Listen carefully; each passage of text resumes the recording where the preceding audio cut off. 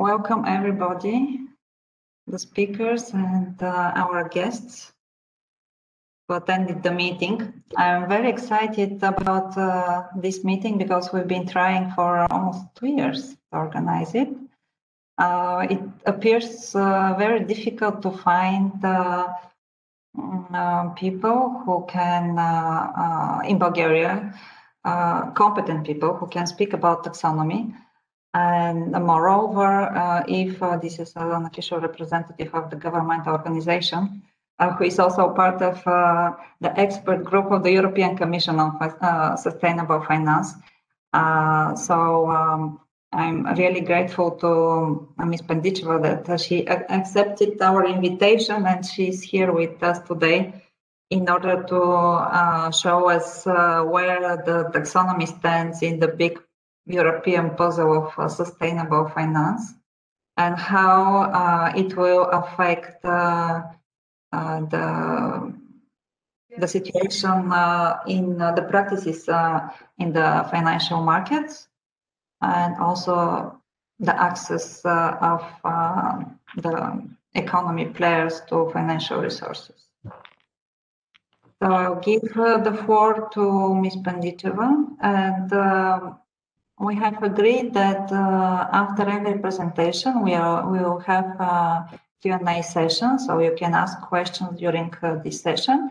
And at the end, after the 2 presentations, we're going to have again time, so there is plenty time for questions.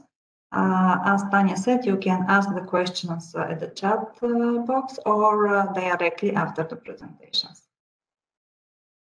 Hristina? The floor is yours.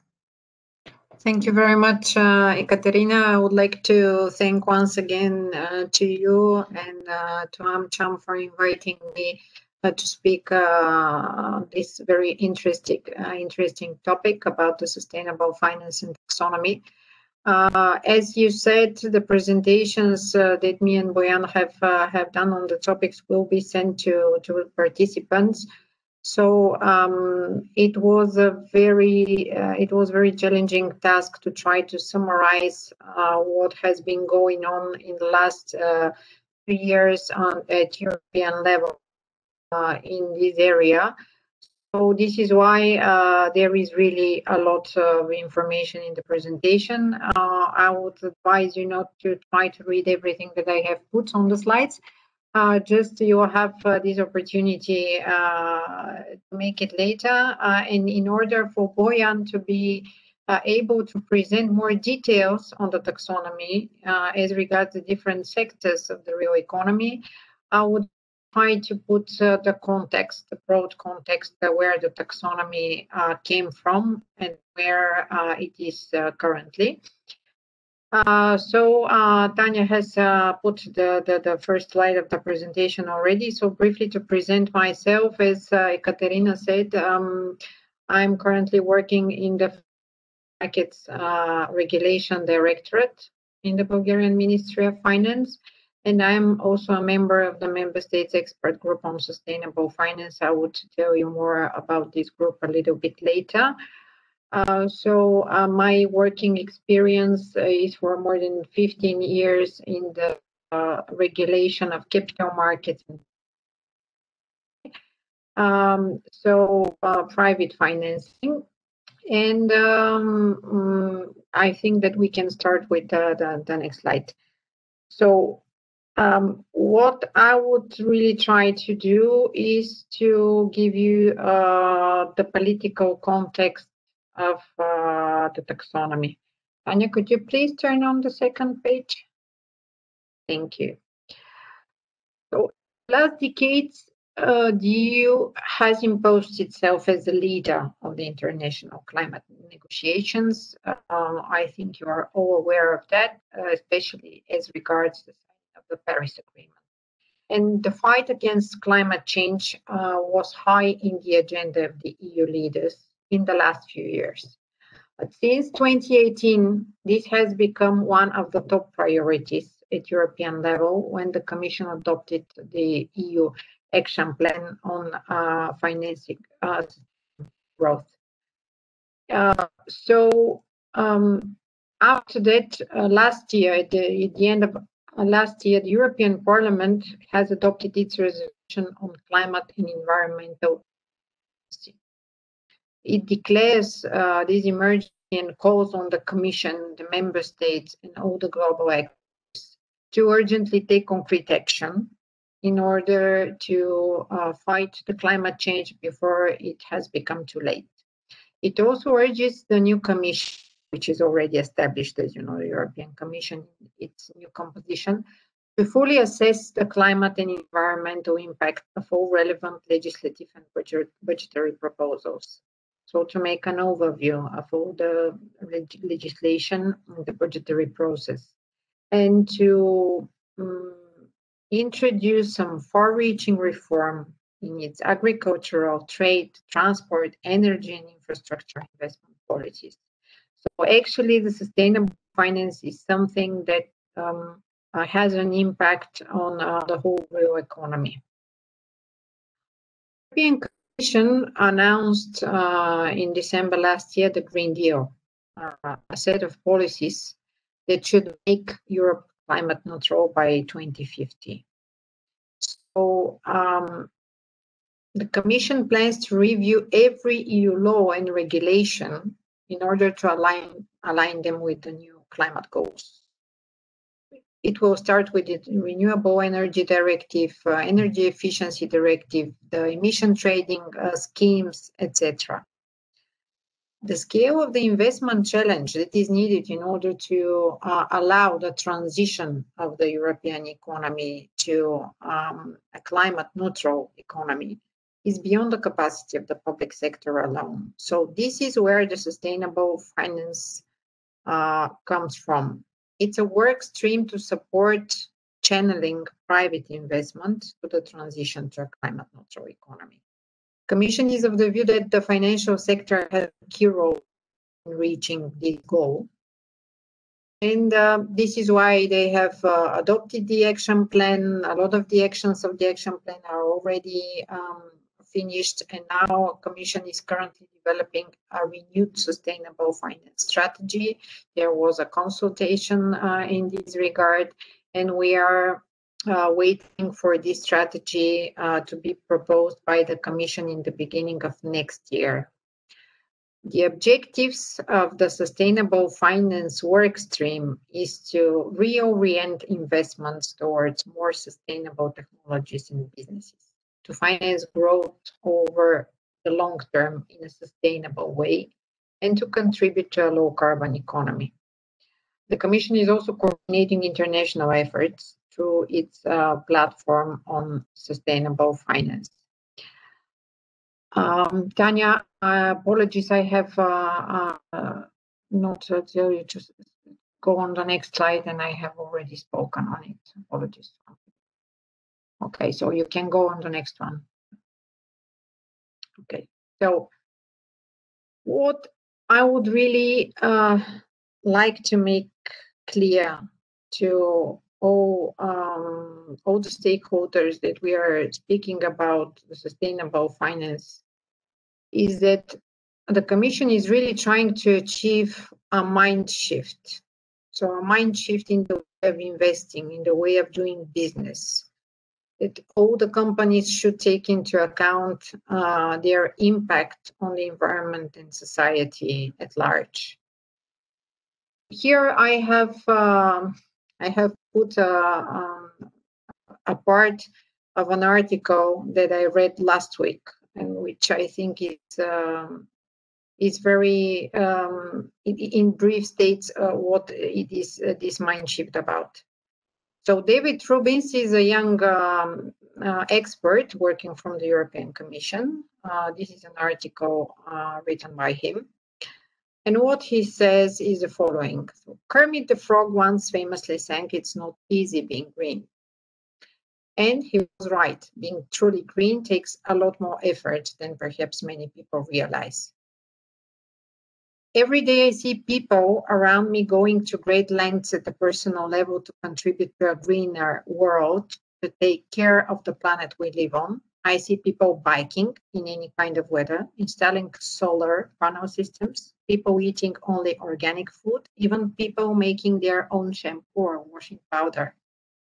While I applaud these efforts, I can't help but wonder if these people have thought about creating their personal finance too, because if they haven't, all their efforts might be in vain. So imagine that you bike to work every day because you care about the amount of CO2 emissions. But at the same time, your bank invests all the money on your bank account in the oil industry. Wouldn't that offset your personal efforts? So you can easily move your bank account to a sustainable bank. It's easy. As an example, the amount of money sitting in Belgian savings accounts alone is a stunning 290 billion. Imagine if that money was used only for green sectors, or at least was removed from brown sectors. And that's only bank accounts.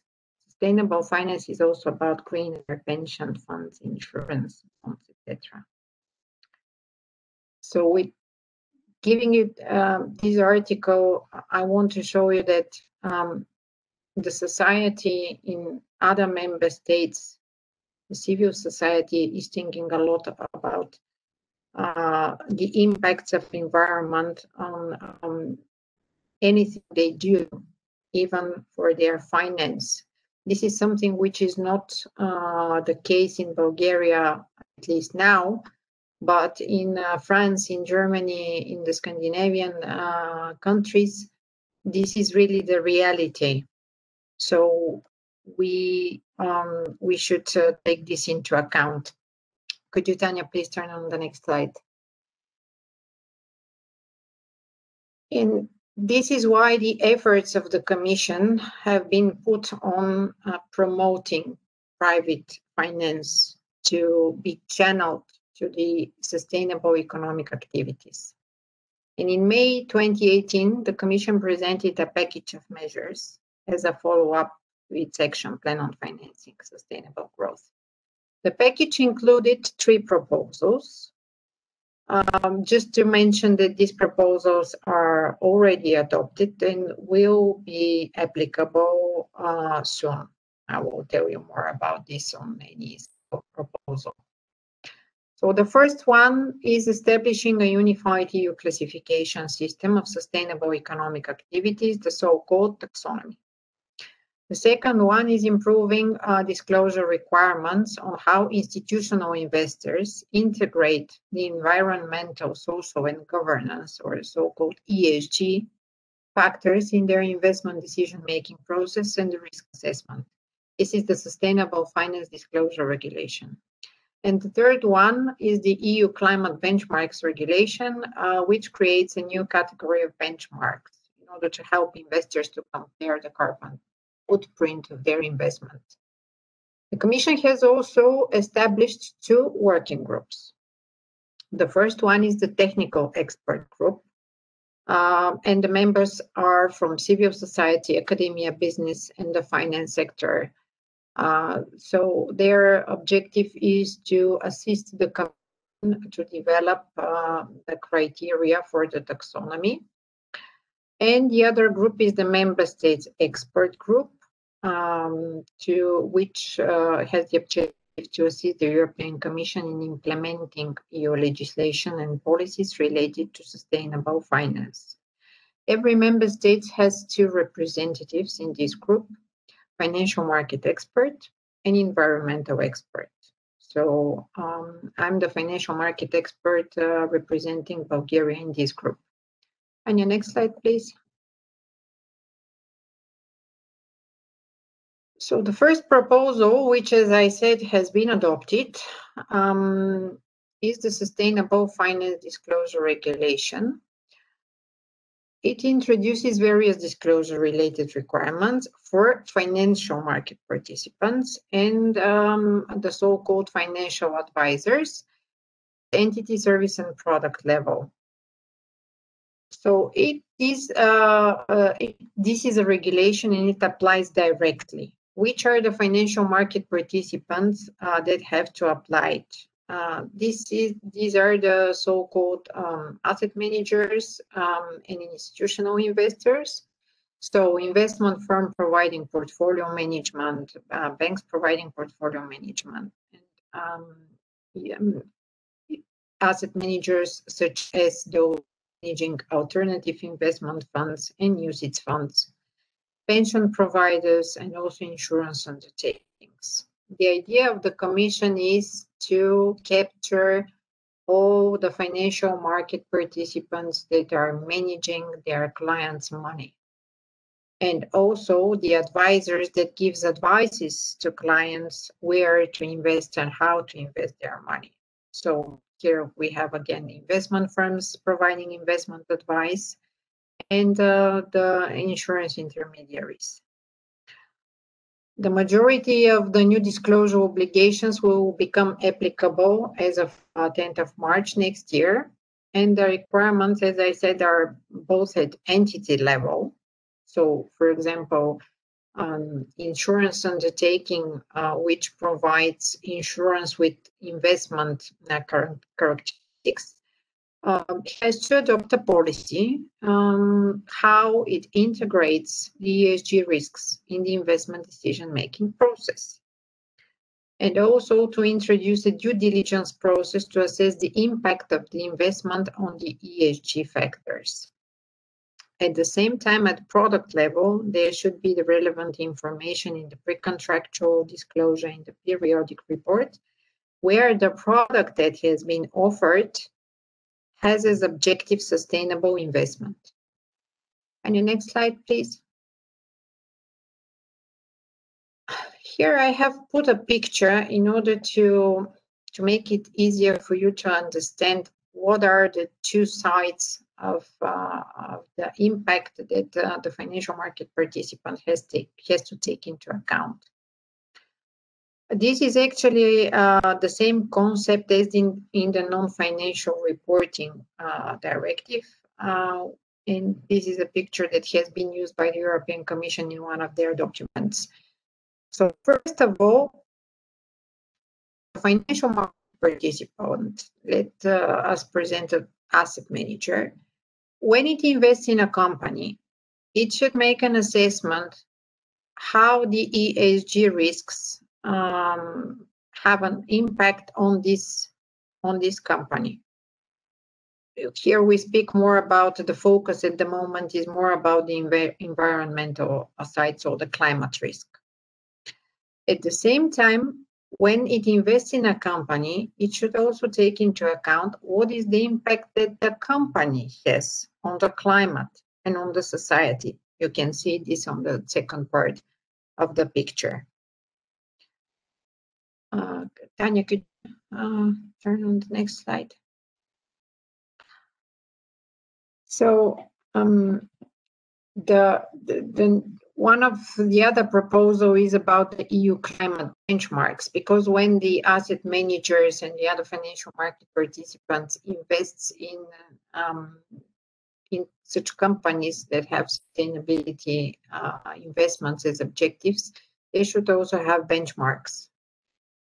And these are two new categories of benchmarks related to the climate. The one is climate transition benchmark, and the other one is Paris-aligned benchmark. There are a lot of technical details as to the methodologies of these benchmarks, so I will not give you details on that, but just to say that these were part of the legislative proposal of the Commission. Next slide, please. And here we come to the taxonomy regulation. So what is the aim of this regulation? The objective is to set out a EU-wide framework, a classification system, which is called taxonomy. The idea is to define which are the economic activities that are sustainable. I would like to underline that for the moment, we have only the so-called green taxonomy. So when we say sustainable, we have the three parts in that: environmental, social, and governance. In the regulation, they have been introduced some social safeguards and governance standards, but the focus is mainly on the environmental side. and on the climate because of, as I said, the climate emergency that has been declared also by the European Parliament. So the ultimate aim is to encourage investment flows from the financial sector to companies engaged in more sustainable activities or companies that enable transition to more sustainable economy, so that EU can reach the goal to become climate neutral by 2050 and meet its climate change goals. The idea is for all the stakeholders to have a common understanding of what is green and also to avoid the so-called greenwashing. So this is something that companies can use in a way to present an activity as sustainable when it is not, or to green as green where it is not. So the taxonomy regulation tries to say what is a sustainable economic activity. In order to declare that your economic activity as an actor in the real sector is sustainable, it should fulfill the following criteria. It should contribute substantially to one or more of the 6 environmental objectives. In the regulation, you will see it in a minute. It should not significantly harm any of the environmental objectives. It should be carried out in compliance with minimum social safeguards, for example, as the UN guiding principles on business and human rights, and to comply with the technical screening criteria that will be established in delegated acts. Next slide, please. Yes, so here you can see the taxonomy objectives. These are 6 objectives introduced in the regulation, and the delegated acts which specify what are the exact criteria for any of the sector that has been subject to, that has been assessed. So agriculture, transport, manufacture, buildings, ICT. So all of these, for them, there has been the work of the technical expert group has been climate change mitigation and climate change adaptation at this stage, and criteria will become applicable from 1st of January 2022. For the other 4 objectives that you can see here, the sustainable use and protection of water and marine resources, the transition to a circular economy, pollution prevention and control, protection and restoration of biodiversity and ecosystems, the criteria will be developed in the next year, and they will become applicable from 1st of January 2023. Next slide, please. So, who does the taxonomy regulation apply to? It has been designed in the first place to be used by member states and EU institutions when they set rules about financial products and corporate bonds that are made available as environmentally sustainable.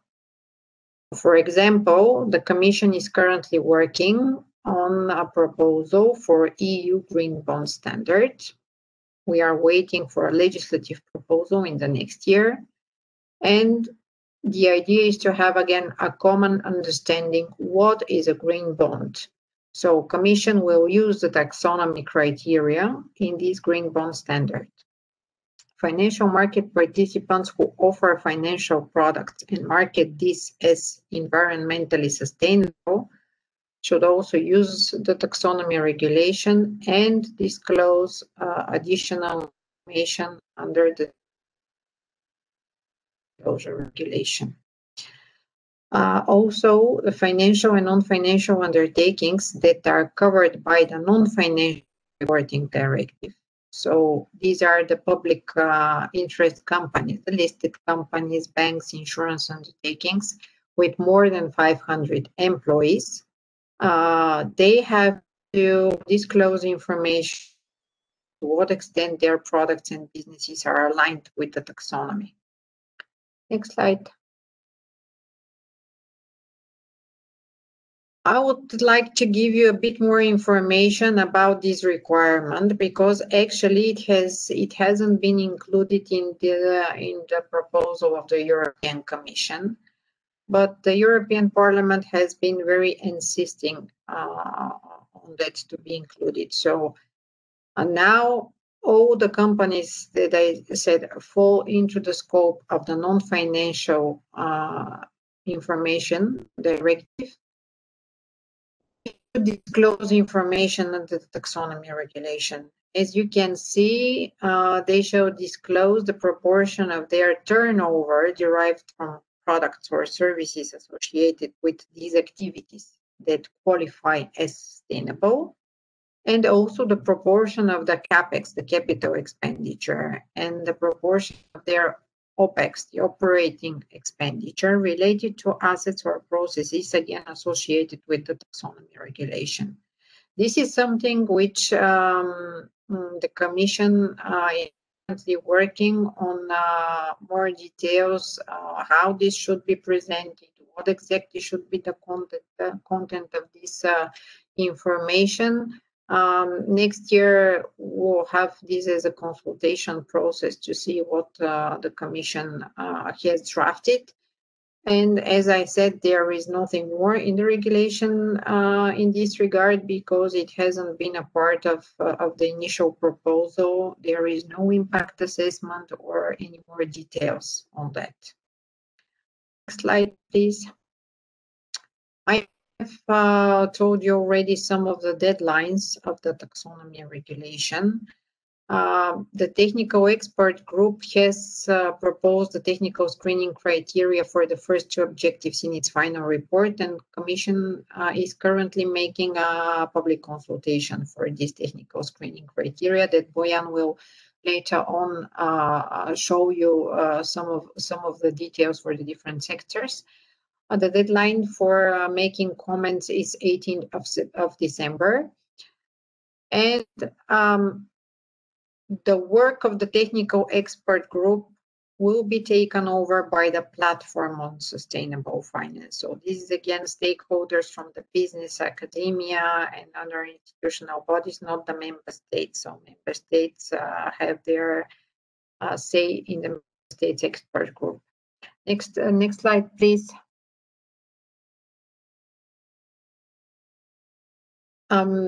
Actually, I'm not an expert in the public finance. As I said, I'm working in the capital markets and pension funds, or the private investment side. But Ekaterina asked me to tell a bit about the link of the taxonomy and its possible use in the public sector. I should tell you that at this stage, there is no direct link because the taxonomy is still under development, but the Commission is reflecting on how the taxonomy could be used not only in the private sector, but also in the public sector. There were a lot of communication around the Green Deal. So Commission is reflecting on the possible green budgeting practices, on including some criteria or targets in the public procurement in sectoral initiative. Also in the recovery and resilience plans that now will be presented by all member states to the European Commission to get financing from the Next Generation EU. I have understood that there is a requirement for any project to document that it does not significantly harm, so that it complies with the do not significant harm principle. Next slide, please. I would like to say a few words also about the non-financial reporting directive, because it is also directly linked to the taxonomy regulation. Actually, as in the taxonomy regulation, this new obligation to disclose capital expenditures, operational expenditures, and other information about activities or products that comply with taxonomy, it is directly linked with the scope of the non-financial reporting directive, because those entities that fall into the scope, they are obliged under the taxonomy regulation to disclose additional information. At the same time, the non-financial reporting directive is currently under review. And there is a commitment of the Commission to publish a proposal maybe in Q1 next year. Thank you. So please make it one back. So results of non-financial reporting directive, the previous one, 15. Yes, thank you. Commission has published a summary of the results of the directive, and I think that this summary is very informative, and you will have the opportunity to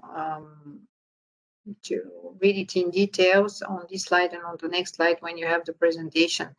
But what is very important is that there will be a lot of changes in this regard, as all stakeholders are at the opinion that the current regime of the non-financial reporting is not working properly.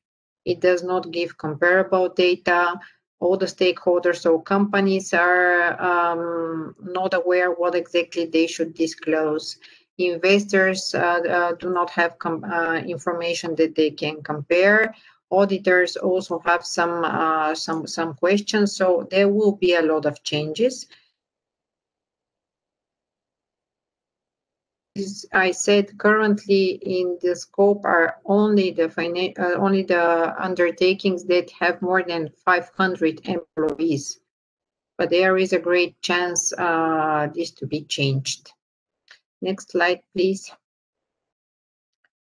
So you can see that there is a strong support to use taxonomy structure for environmental disclosures. 69% of respondents believe that this directive should define environmental disclosures according to the 6 objectives that you have seen that are set in the taxonomy regulation. And also there is really strong support to expand the scope to certain categories of companies. Next slide, Tanya, please.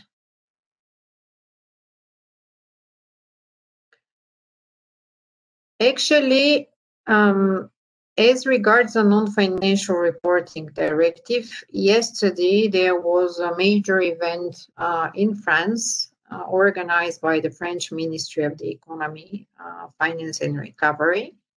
And there the chair of the European Securities and Markets Authority, Stephen Mayer, gave a speech about the apparent paradoxes of sustainability reporting. This is something which is currently under discussion, and ESMA is putting a lot of efforts in trying to establish some indicators that can be disclosed by the financial market participants.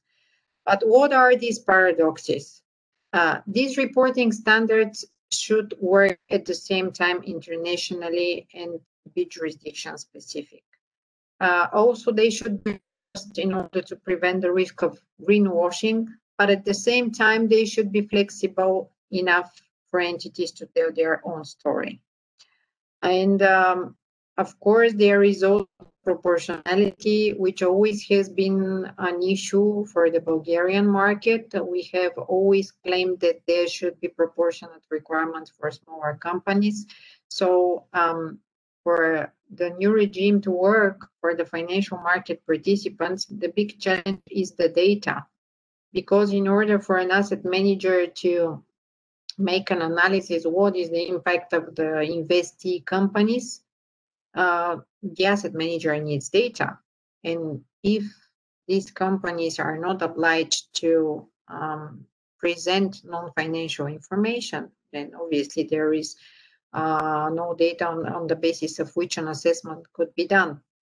So this is really challenging because from the one hand, we should have proportional requirements for smaller companies, and on the other hand, we need data. Next slide, please. So also there is, of course, the international context of sustainability reporting. I think it is important to mention that the international flow of investments that will be needed, we will need an assessment of investee companies by investors based in third countries. And similarly, EU investors may target investee companies based in third countries. So we should have common standards and accepted international standards. So I think this is the message that in the next few years, probably we will see the work on standards for non-financial reporting. Next slide, Tanya.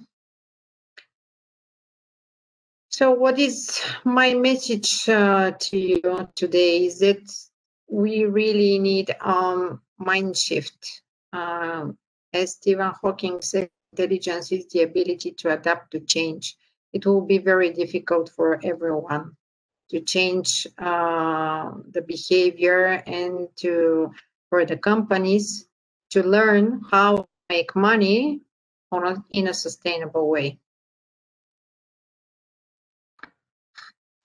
Thank you very much, Hristina, for this detailed review of the legislation and in general, the European and actually international context of the sustainable finance.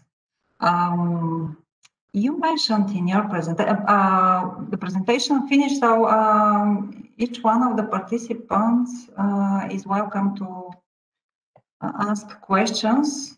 Again, you can use the chat box or directly unmute your microphone and ask questions to Hristina. Meanwhile, I have a question related to the public finance. Though you said you're not an expert, I'm sure that you have some insights in it. 1 month ago, when the European Parliament and the member states has agreed on the package of the multi-annual financial framework and the next generation EU, they have announced that 30% of this 1.8 trillion budget will be used for climate change. And also it will, there is specific attention to the biodiversity. If the taxonomy is not the basic, does not give the basic criteria for the for spending this money, what is it? How the European Commission and the institution that will, and the member states and all the institutions of the European Union that will work with this huge amount of money will base their decisions on what criteria? Thank you for the question. As I said, I'm not an expert, but actually, I think it will depend on the concrete instruments that will be used to spend the money. Because, for example, have something which goes through the European Investment Bank, then the European Investment Bank has a very clear roadmap how to become the climate bank. And I'm sure that they will have a very robust standards, internal standards on how to assess the projects. And I'm sure that where the criteria have already been adopted under the taxonomy regulation, they will be used. The problem is that for the moment, as I said, first of all, we have criteria only for the first 2 objectives and not for all economic activities. And they are still not in place, so we should at least see how they will be applied. But as I have also briefly mentioned, in this recovery and resilience facility, the plans that every member state should present, there is a document of the Commission stating that this project should comply with the do no significant harm principle. I must admit that for me, it is very unclear how this should be assessed, because the do no significant harm principle is included in the taxonomy regulation, but it is being assessed and the criteria are different for the every single activity that is included in there. So if the activity of the company has not been assessed so far, I suppose that there should be maybe some common requirements to be used. So, for example, to say that the company is complying with all the climate-related requirements for the given activity which already exists in the European legislation.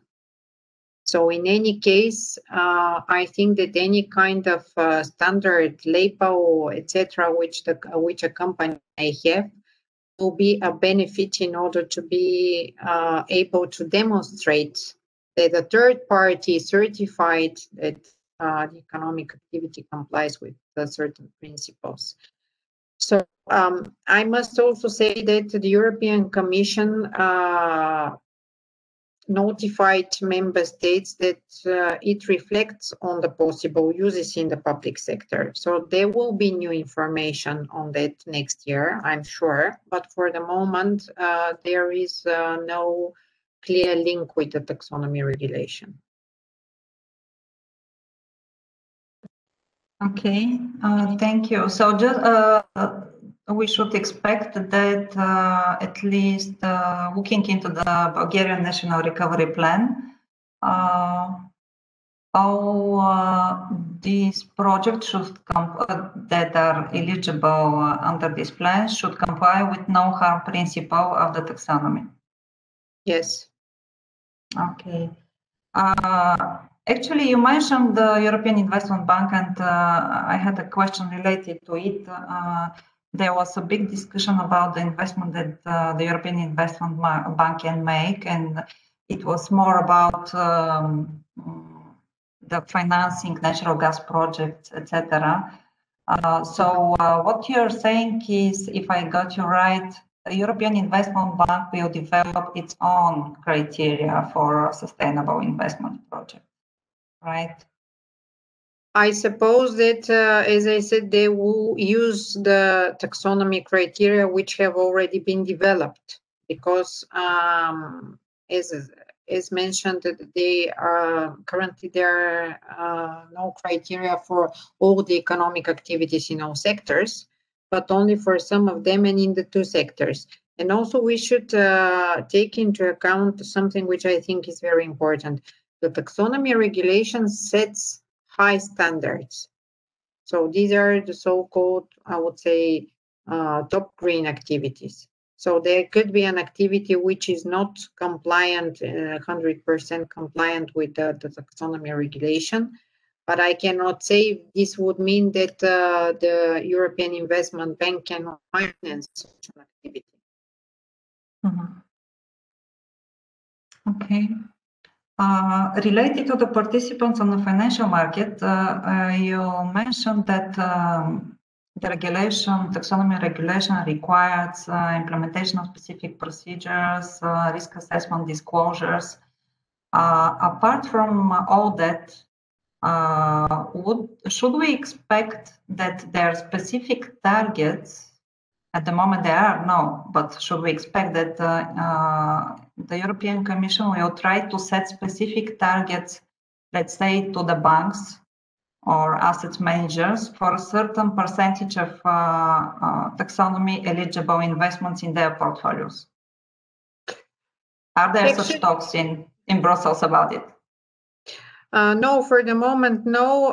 This regulation sets some requirements which are obligatory, but actually they're dependent on the financial product. So if you do not sell a product, a financial product, which is marketed as a sustainable investment, you should say so in your financial product, and then you do not have additional requirements for the disclosures. But actually, I think that this is just the beginning. So if the society becomes more demanding as regards the investment that are made, with the example that I have mentioned about the Green Bank, then it will not come probably as an obligation from the European Commission, but more from investor side. Yeah. Okay. So you would expect more of, at least in the near future, more of voluntary targets set by the financial institution instead of center-wise European ones targets. At least the objective that has been declared by the Commission is for the moment to incentivize the financial market participant to start thinking in this and to make more financial products which have environmental objectives. So the Commission relies on the mind shifting, as you said, instead of using the stick. I think that actually this is the beginning, because, as I said, also we don't have data for the moment. So even if an asset manager wants to make only green products, it does not have the data from the companies in order to assess if these are green or not. So this would be probably a step-by-step approach, and they would try to work on the data, and this is why I have included the non-financial reporting directive in this presentation. Yeah, you're right. This is the beginning, data collection, and then based on this information, probably further decisions will be taken. And if it's not a taxonomy, what will drive the implementation of the Sustainable Finance Initiative? What will guarantee the European Commission that they have directed the finance in the sustainable direction? What are the other hidden tools that we don't see at the moment?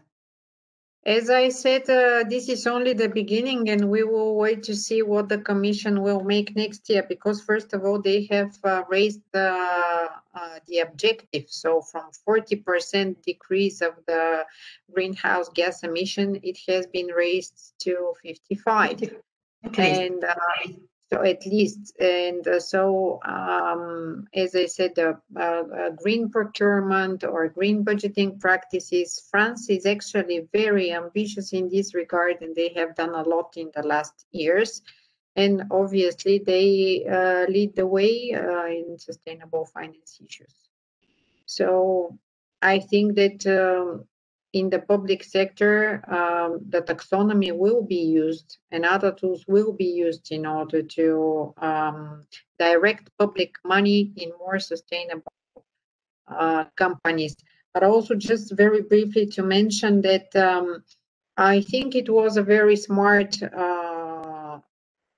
from Commission side to start with financial market participants, because they have put on them the burden of setting requirements.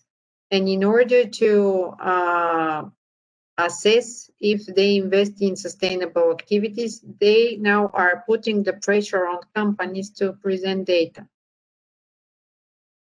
Yeah. And in this way, companies are actually obliged, if they want to continue to have an access to finance, they are actually obliged to start thinking about their impact on the climate. Yeah, okay, thank you very much. Anybody from our guests, participants at the meeting? Does anybody wants to ask questions? Or we can move to Boyan's presentation, and we're going to have Q&A session at the end again. Boyan? Okay, so now I start. Can I now share my this one? Is it visible?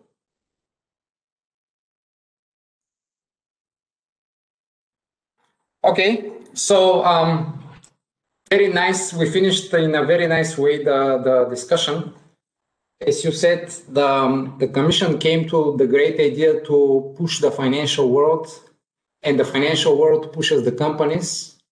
They have to submit data, which means they come to us consultants at the end of the day. So there is lots of work for us. I'm not saying I'm very happy with this, but let me show you some details about the whole thing. I'll start from the general definition. So as you noticed, the taxonomy is just a classification, and it's a pure list of economic activities,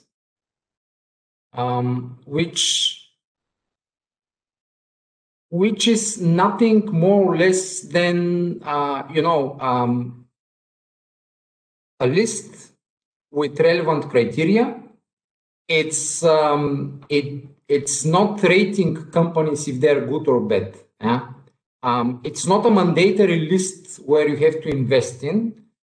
It's still relatively flexible to adapt to different investment styles and strategies. It's based on latest scientific and industry experience, which means that it will be updated continuously, I guess. And they are saying it's dynamic, so it must be updated. It doesn't make a judgment on the financial performance of any investment. It tells you only about the environmental performance, and actually, it doesn't tell you about the environmental performance. It tells you currently only about the impact on climate change mitigation and adaptation. Because the current criteria, as Hristina explained very well, they cover only 2 of the 6 environmental objectives. So out of the whole sector of sustainability, which covers environmental, governance, and social, we have here just environmental, and it's not environmental actually, it's just climate change.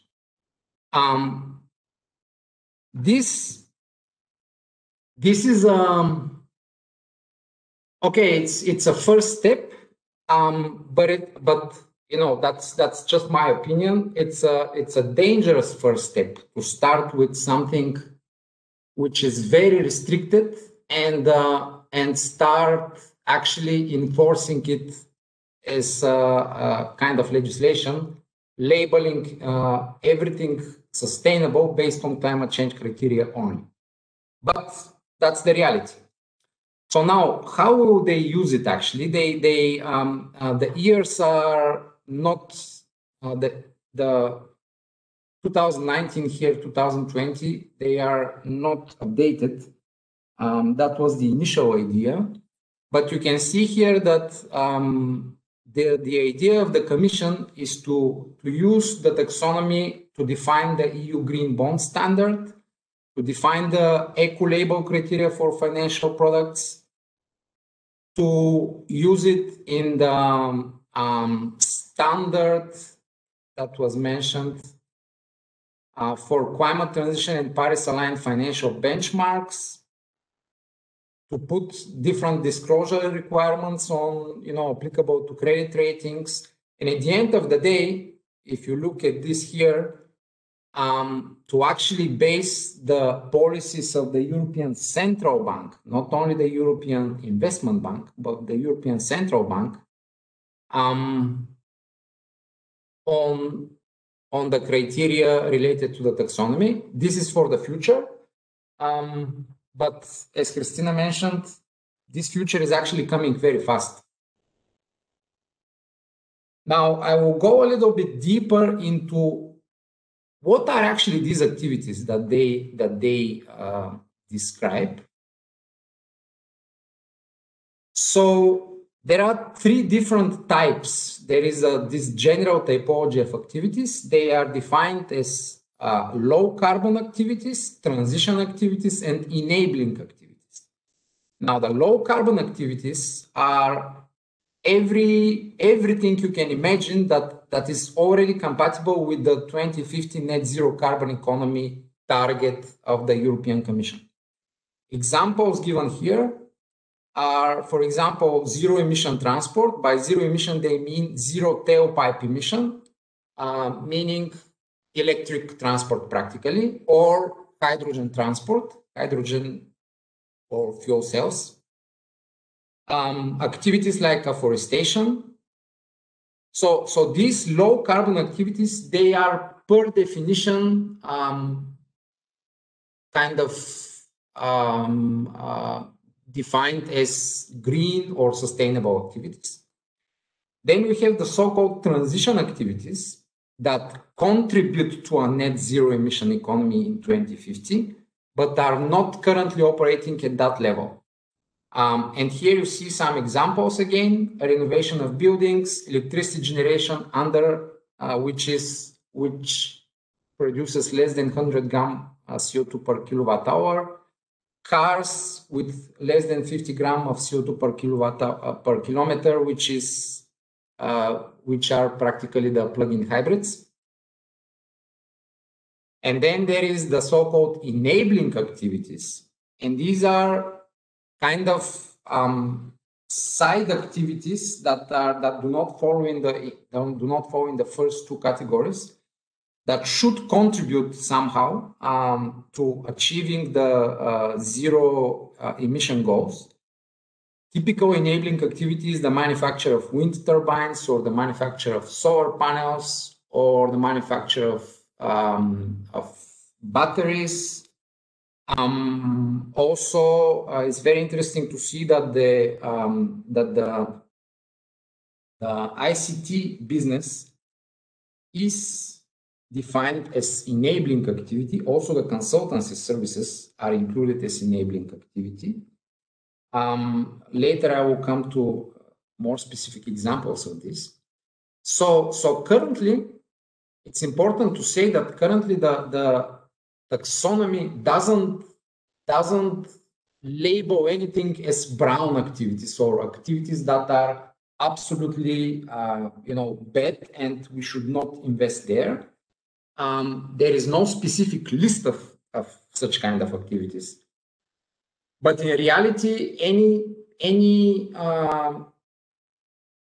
just for example, any electricity generation that creates more than 100 grams of CO2 per kilowatt hour, which means practically anything that comes out of coal or gas even, is defined as brown activity, although it's not there. It's not specifically written. Now, currently, the so-called delegated act that came like a month ago and is now under public consultation. If you want to know if your business is somehow listed in the delegated act, you have to go to Annex 1 and Annex 2. Annex 1 covers the sectors that are relevant for climate change mitigation, and Annex 2 addresses sectors relevant to climate change adaptation. There are still no lists related to the other environmental objectives. As we mentioned, the other environmental objectives are still not there. And I'm not sure if the Commission has already any drafts related to the other environmental objectives. So these are the these are the big, they are 7 actually, the big macro sectors that are relevant to climate change mitigation. They cover something like 93% of the greenhouse gas emissions in the European Commission, in the European Union. So they, directly, it's very obvious why these are the sectors that are listed here.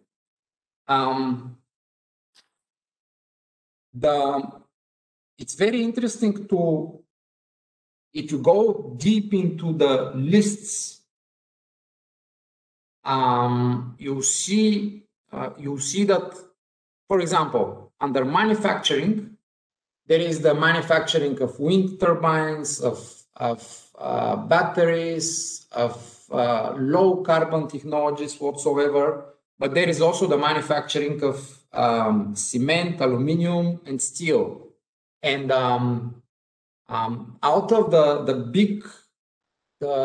the basic materials that the economy uses, these are the only three basic materials that are actually listed, that are part of the taxonomy, which means that the Commission says that the rest of manufacturing whatever basic materials currently is not considered to be sustainable at all. I mean, you can't name it sustainable. And here I give you an example. As you know, Bulgaria is a major copper producer. We make 10% of our export out of exporting copper, and copper is not there. This is quite strange because copper is the most enabling metal for the whole electrification and decarbonization idea, but it's not there. I have no clue why. So that's the situation. And if you go deeper, here there is a very nice graph that is based on the criteria used for the different sectors. So here there is the stringency of the criteria, so how difficult the criteria are to achieve. And here is the usability of criteria. So usability means how easy it is to actually use the criteria and apply them to different sectors. And if you can see, it's very obvious. I mean, the storage of energy, solar photovoltaic, wind energy, geothermal, transmission and distribution of electricity is kind of easy to use, and the criteria is not so stringent. However, when you go up to the really energy intensive industries, then the criteria are very stringent here, but they are a little bit difficult to use. Most of the criteria are actually very clear. They say, okay, if you are a steel plant, you have to achieve X amount of CO2 or less than X amount of CO2 per kilogram or per ton of product if you want to be labeled sustainable.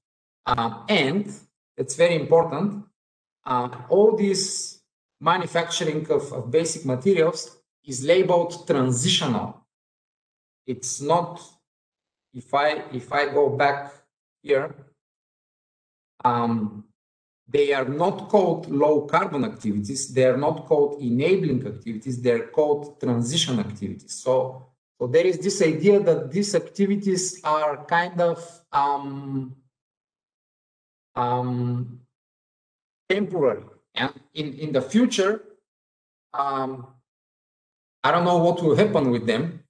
And I don't know how we actually intend to develop Europe without having this production here, but that's the way they are labeled in the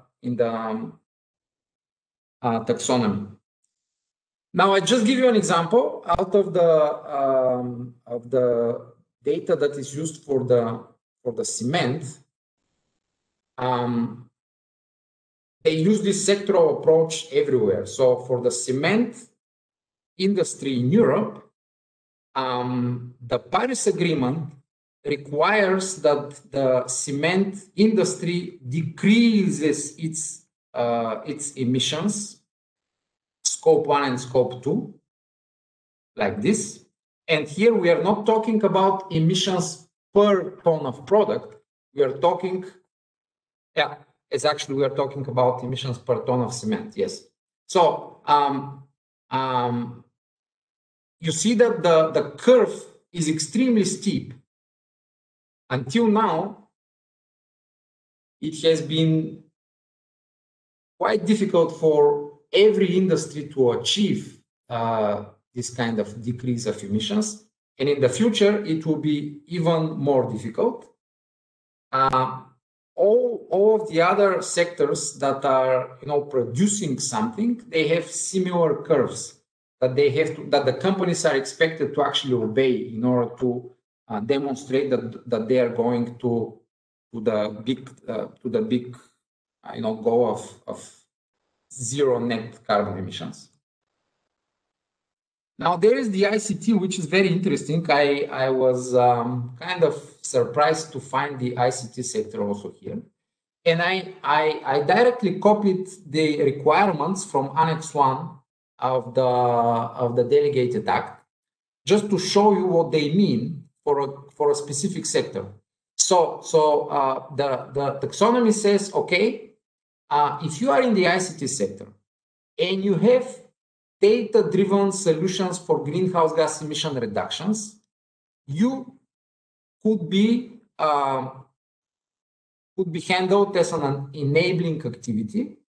And you see here, there is a description of what kind of activities actually they mean. So they mean solutions built on technologies such as decentralized or distributed ledger technologies, Internet of Things, artificial intelligence, and that are predominantly used for the provision of data and analytics on greenhouse gas emissions, or data and analytics relevant for decision-making enabling greenhouse gas emission reduction. And the second option is solutions that demonstrate substantial life cycle greenhouse gas emission savings compared to the best performing alternative available on the market. So these are very, so when we speak about ICT, it's actually a very narrow part of the whole business.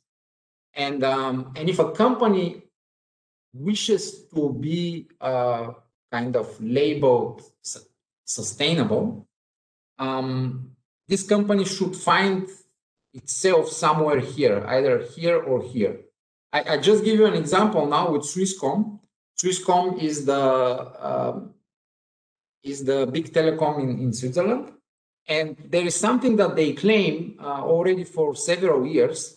They say, okay, we have this 400,000 tons of CO2 in our. These are all of our emissions. However, thanks to our products and services, our clients save 490 tons of CO2. This is already in 2017.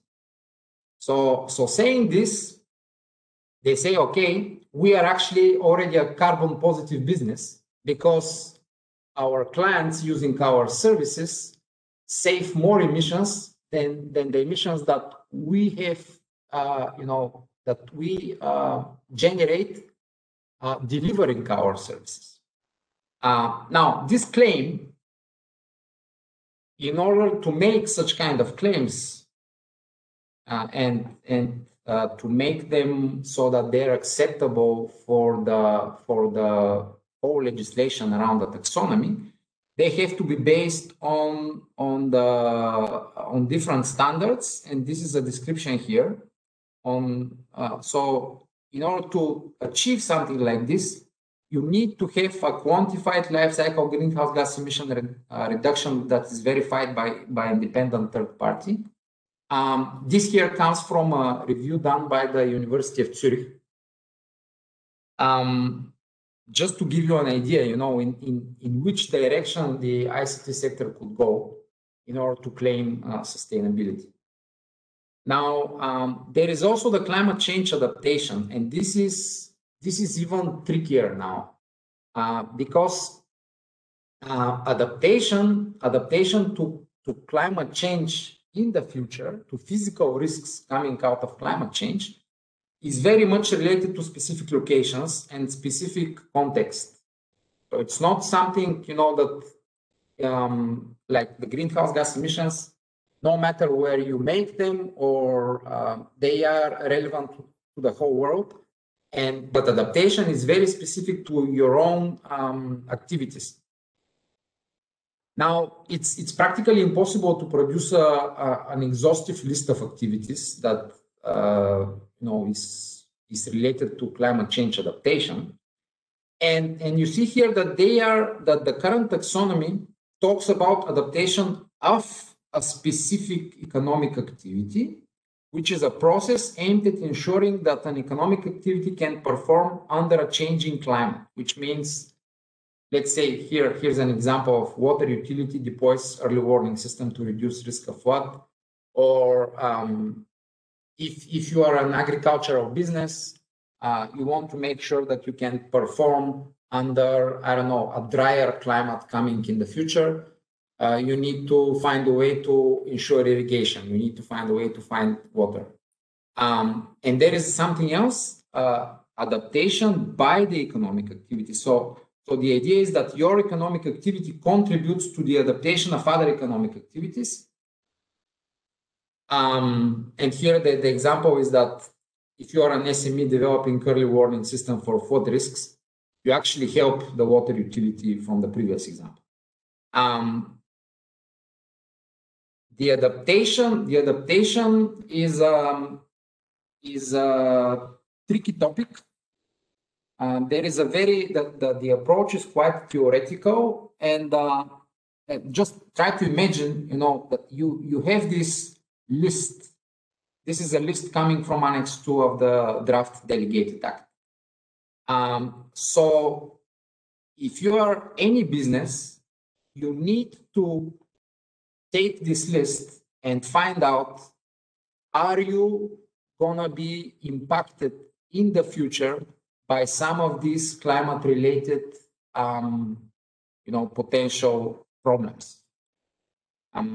This is a nice exercise. We've done it for some of our clients. I give you an example later, but now I will go into a more general example to just demonstrate how tricky the whole idea is. Now, if you look at permafrost thawing, thawing is the gradual melting of the permafrost in the Arctic, and it's believed that climate change is accelerating this process, and this process has already started to impact specific companies and businesses. So I give you an example here. I don't know if you remember, there was a huge spill of oil in the Arctic around Norilsk on the 1st of June 2020.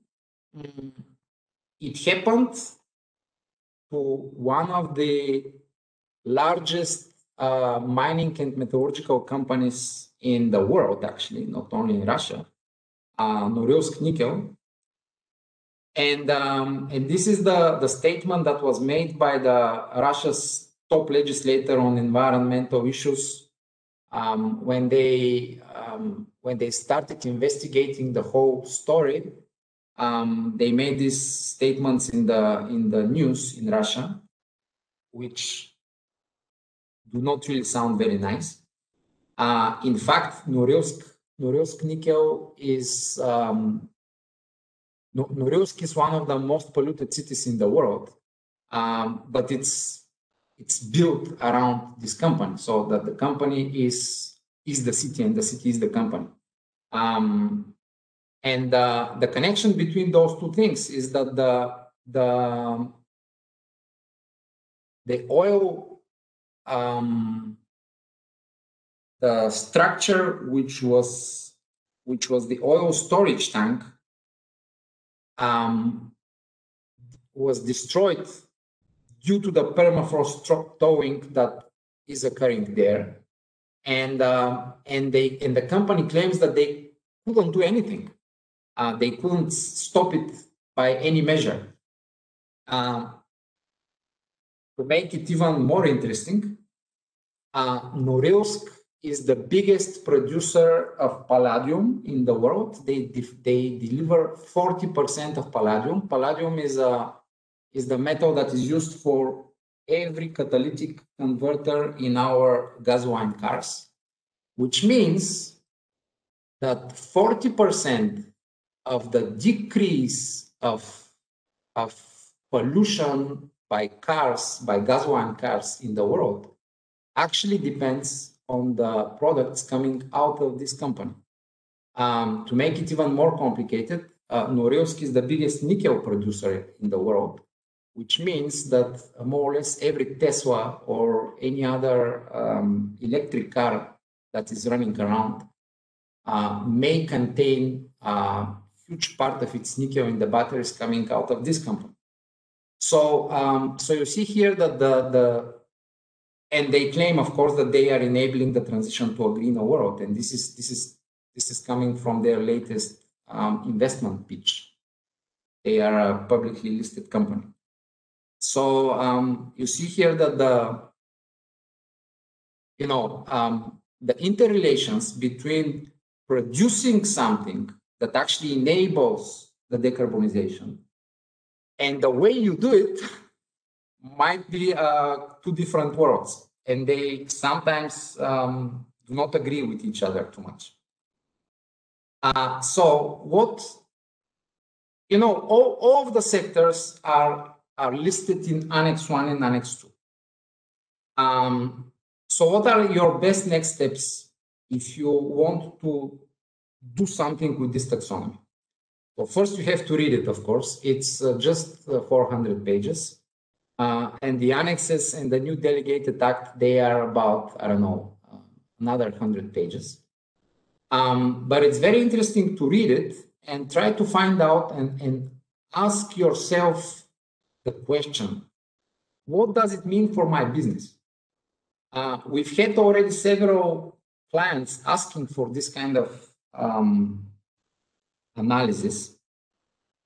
And it's very interesting. If your activity is listed in the taxonomy, so if it is either low carbon or transition or enabling activity, it might be a huge opportunity for you. It's your kind of free ticket to easier financing. Yeah? But you need to be proactive to make use of it. You should be able to demonstrate that you can be counted as a sustainable company or sustainable product. If your activity is not there, it's a risk to your business because you might lose access to financing, but it's manageable. It's not the end of the world. It doesn't mean that the economic activity that is not listed there should be stopped or something like this. There is nothing like this. It's very interesting to consider, however, side effects and interlinkages. So sometimes the side effects of listing one activity and not listing others might actually lead to the market preferring the second type of activity. I will not go into specific examples here, but it's very interesting to think about. So no matter what you do, I would suggest to everybody to go and really do your homework in terms of climate disclosure. It's practically unavoidable anymore. So if you are a little bit of a bigger company and you want to have, I don't know, investment coming out of public or private hands, if you are listed somewhere, if you want to have loans with bigger banks, you need to be very clear with your emissions. You need to be very clear with your targets for the future. You need to be very clear how you manage this. So, and if you really want to do it, go for TCFD. TCFD is we've had a session on this, but do I remember right? Yeah, the AmCham, we had a session on TCFD. Yes, we did. Yeah. I just give you some very general comment here related to TCFD, because in reality, the European Commission is referring to TCFD in its documents. They are built on TCFD, and everybody will receive these slides. But what TCFD does, it actually asks you to measure and disclose the financial impact of climate on your business. You have to find out what are your transition risks, meaning the how the climate change policies in the world impact your business for the future, like, you know, increasing the cost of energy, increasing the cost of carbon might have direct impact on your business, and what your physical risks. So how the changing climate impacts your business for the future. So all these risks, there are of course opportunities. So all these things, they have financial impact, and this financial impact comes in your income statement and in your balance sheet. Boyan? Yeah. Our members will have your presentation, so they can ask questions on TCFD, and I'm sure that there will be other questions on the issues you have just presented. We are just running out of time. I just want. I'm not going deeper in this. I'm finishing. Okay. I just give you one example of something that we finished practically yesterday, so that's why there is the draft still there. We finished the first report of Dundee Precious Metals on TCFD, and it's very interesting to find things like this. I'll just give you an example here. If you look at this graph, Bulgaria is second after Finland as the country with the lowest greenhouse gas emissions intensity of gold mining in the world. And Bulgaria here is actually the Chilpech mine. There is no other mine that has been included in this research. This graph comes from a paper that is going to be published in a scientific journal. So going through the transition risks and opportunities of Dundee, we found out that they are, well, one of the best operations in the world. And this, for them, is a very nice message to investors. Yeah, you might not know that you are one of the best. You'll find it if you do the analysis. So thank you. Yes, indeed. Thank you, Boyan. Now we have 2 minutes for questions. If some of the participants on the meeting would like to ask questions, now is the time. Of course, you can send questions later directly to the speakers or to AmCham and Secretariat, and Tanya will resend the questions to the speakers. Ekaterina, if I may, just if there are no other questions from the other participants, just to mention something which I think is important for the brown activities. As Boyan said, there is nothing in the taxonomy, so there is no list of which are the brown activities. This is something which Bulgaria as a member state had a very firm position during the negotiations that we would not support such a list to be included. But the Parliament has insisted on that, and in the review of the taxonomy, most probably such a list will be included. And the platform on sustainable finance that has taken over the work of the technical expert group will be working from the next year on reflecting about a list with the brown activities. Okay, thank you for this input, Hristina. So I would like to thank you both, Hristina and Boyan, for your presentations and your comments. I hope that our members got interesting information and it was useful discussion for them. And actually, this is just the beginning from the road to sustainable finance, which the European Commission has taken, and maybe just the first of a row of meetings that we are going to have here with AmCham members on topics related to sustainable finance. I think it was a good baseline that we set today. So thank you. Bye. Bye. Thank you. Thank you. Bye from me. Thank you. Bye.